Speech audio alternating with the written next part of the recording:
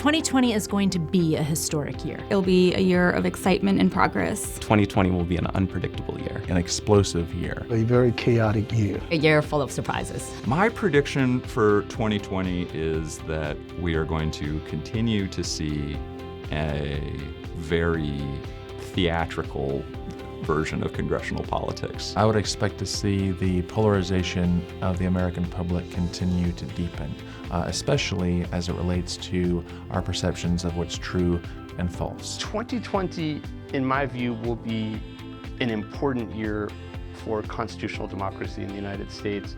We will see if the system can recover. The stakes are really high. There's a lot of things floating around out there, and I'm trying to figure out what impact they'll have on the election. The one thing that we can say is that there's an empirical regularity that in the lead up to elections you see more violence. In 2020, I see a larger number of immigrants being victimized given the political rhetoric as it plays out during the election and afterwards. 2020 is going to be a year of more localized and more diffuse terrorist threats all over the world. My prediction for 2020 is we'll see real change in the area of diversity and national security.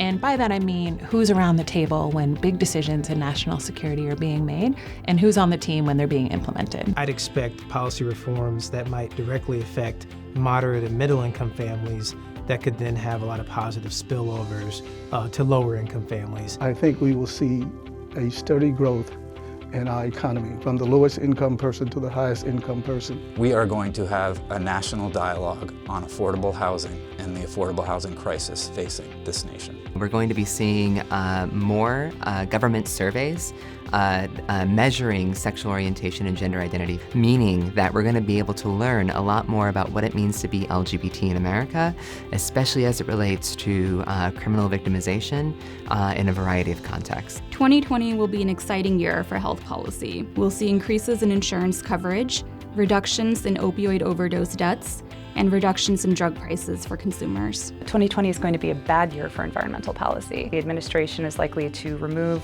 the role of science further from discussions about pollution and human health, and also what types of species ought to be considered endangered under the Endangered Species Act. In 2020, I expect that we'll continue to expand on our conversation we're having right now about federal employees, civil servants, and the role that they play in our democracy.